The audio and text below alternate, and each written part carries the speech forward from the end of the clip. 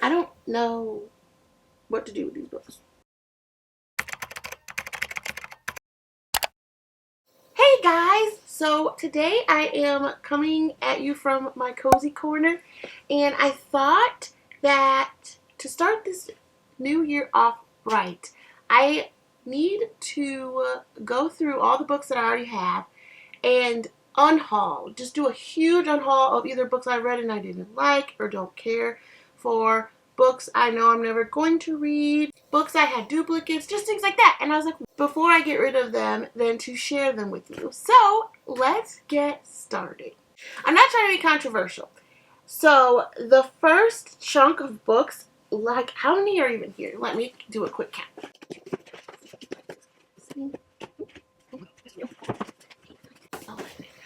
Okay. I am getting rid of all of my Colleen Hoover books. I have 11 sitting right here right now. Damn. There's nothing against Colleen Hoover. It has nothing to do with the controversy of everything that's been going on lately. I just, honestly, she got me back into reading, and I thank her contributions for that. But I've realized that lately, as I have tried to read her books, I don't enjoy them, or I feel like I've kind of outgrown her plots and her storytelling, and they take up such a huge chunk of my bookshelf, and they were just sitting there. So that is why I'm getting rid of those. If you know where, besides little book libraries, I live in a smaller town. All these books aren't going to fit in the book library we have in our town, so I didn't know if there was a place that I could take books elsewhere that would just take them. I have Verity. I read Verity. I did enjoy it at the time. I bought the special edition to read the bonus chapter, but I never read the bonus chapter. Let me know if, before I get rid of this, if it was even worth reading, or if kind of how it ended in the first one was pretty much all I need to know. I read November 9th. I read It Ends With Us and Ugly Love. And then these are the ones that are left that I haven't read. All Your Perfects, Confess, Reminders of Him, Maybe Someday, It Starts With Us, and Losing Hope. Yep, those are the first ones to go. So next up are two books from Tessa Bailey. I have Secretly Yours and Unfortunately Yours. I read them both. I gave them, I think, 3 stars, 3.5. They were good. They're fine. I don't need them on my shelves. She's kind of an author for me that I'll read her new releases, but it's not like something I have to have. And a lot of the time you can get them on Kindle Unlimited. So I feel like maybe somebody else will get joy out of these. Next, I have The Oz Principle by Roger Connors, Tom Smith, and Craig Hickman. I've read this book, and one of my previous jobs was part of our management training was to read this book and to kind of digest it. And I think somebody else will get really good information out of this, and it just sits on my shelf collecting dust. There's nothing I need from it anymore. Okay, if you keep hearing them fall, you can just... I have no organization for this. Next up is Mad Honey by Jodi Picoult. Maybe I should have waited to film this. Okay. Next up is Mad Honey by Jodi Picoult and Jennifer Finnegan Boylan. I am so sorry if this happens to come across them. I got this book probably 3 years ago, and I have still not gravitated to it on my TBR, and I don't think I will. So that was the only reason. I just never thought of this book, never thought to put it on my TBR cart, never thought of it in any sense. So I just kind of decided I would get rid of it. I feel like I'm trying to justify why I'm getting rid of books, and I'm just getting rid of them. You know, you don't have to have a reason to get rid of a book.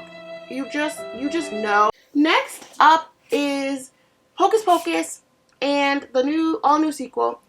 I love the movies. I did enjoy reading it. I don't know why that was so different for me. It's like reading it just took me out of the experience. I guess it's because I saw the movie first.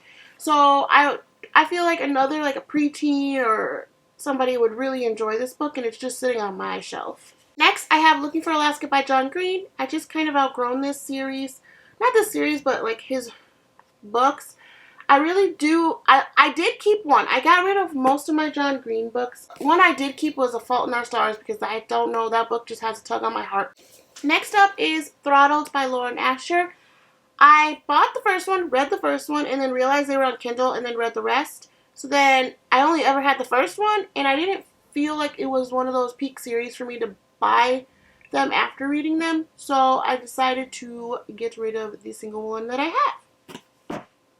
After that, Night Shift, I read it. I gave it 3 stars. I could not tell you what it was about, and I don't think about it again. Same with The Wall of Winnipeg and Me by Mariana Zapata.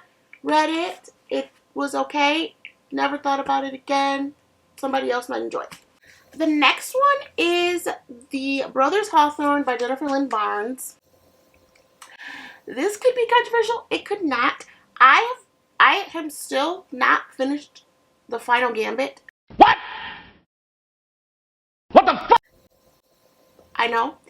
Every time I start that book, I just can't get into it, and then I stop, and then I'm like, okay, I'll come back. Maybe it's just the mood. Maybe it's something. It feels like a cash grab to me, so it's just sat on my shelf.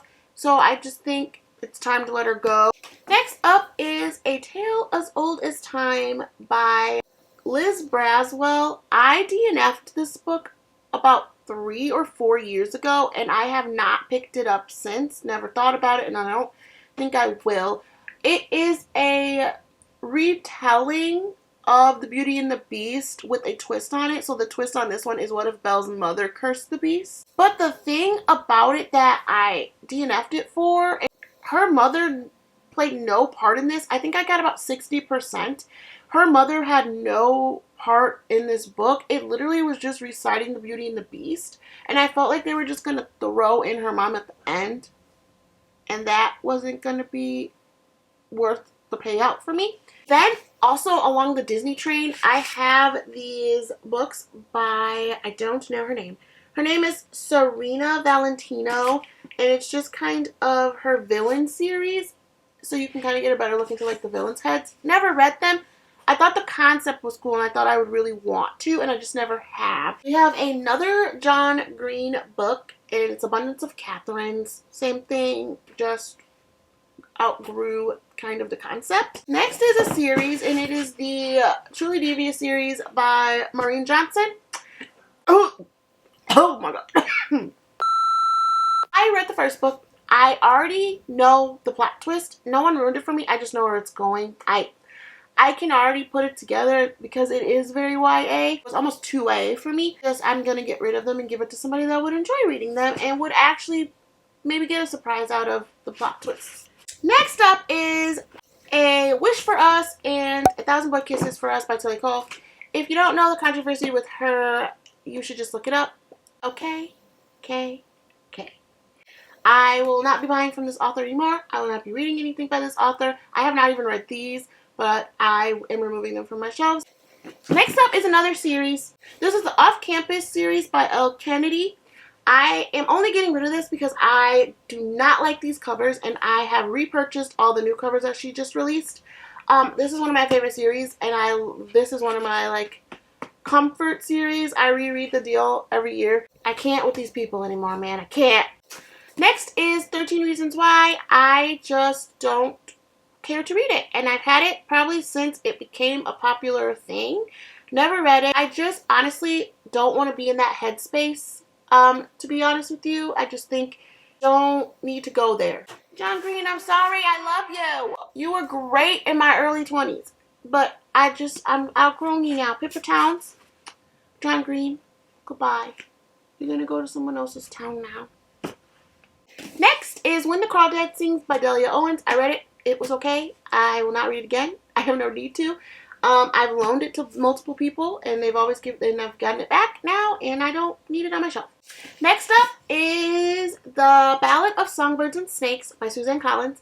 I have not read this yet, but my husband got me the collector's edition covers where they're like, it's like really pretty like foliage on them, and this was in there, so I did not need this specific copy of the book anymore. Throwback for ya. Chicken Soup of the Pre-Nutch Notch. That is absolutely none of those words even made sense. Chicken Soup for the Romantic Soul. Love this book. So good. I read this and read this and read this pretty much all the time, and I think I've gotten to the point where, as you can see from the wear and the tear, the stories don't hit anymore because I know it's going to happen so much that I pretty much know the words. But something about the nostalgia of this, like I would pick it up every year. On that same note is just chicken. Oh wow, the hair is disgusting. The dust is dusting.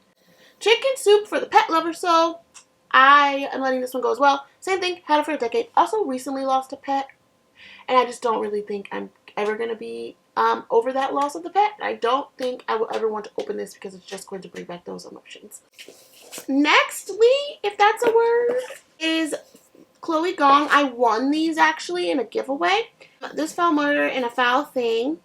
I never read them, and I just don't ever gravitate towards them, but somebody else might, and they're really nice. They're really good condition, so I figured give somebody else the opportunity instead of just sitting on the shelves. Next book is The Summer I Turned Pretty by Jenny Han. And I'm only getting rid of this because it's the Netflix cover, and I have the original, like the pretty summery covers. And I bought this one first before I bought the box set. And last but not least is The Tenant by Frida McFadden. I think we know why this book is here. Okay, I think we understand. We understand 100% why this book is here. Okay, I told a little fibula, and the last book for real this time is He Knows When You're Awake, and if you saw my last video, you know why this is there too. I'm not going to read it again. It's a Christmas stalker type vibe thing. I didn't enjoy it, and I'm not going to pick it up again. It's not going to be something I look for next Christmas, like, oh my god, where's that stalker book? That was my favorite. I'm not. So this one is the last one to be added to the goodbye, please don't come back pile. Thank you for sitting through this with me. I hope this motivated you guys to kind of go through your books and maybe part ways with some that you've just been holding on to. I feel like I hoard. This is a proof of that. All these books were on my shelf and just sitting and sitting and sitting. And now I look at my shelves and I have so much more space to grow. My goal this year is hopefully to kind of do this maybe every 6 months, just to go through my shelves again and look at the books that I read that I was like, did you really like that book? Would you ever read it again? I'm saying it's a goal, okay? You could hold me to it, but don't disappoint yourself with expectations is all I'm going to say. But that is all for this video. Thank you guys so much for watching. I hope you guys have whatever, whenever I upload this, a great, merry, happy new year. And I will see you in the next one. Bye!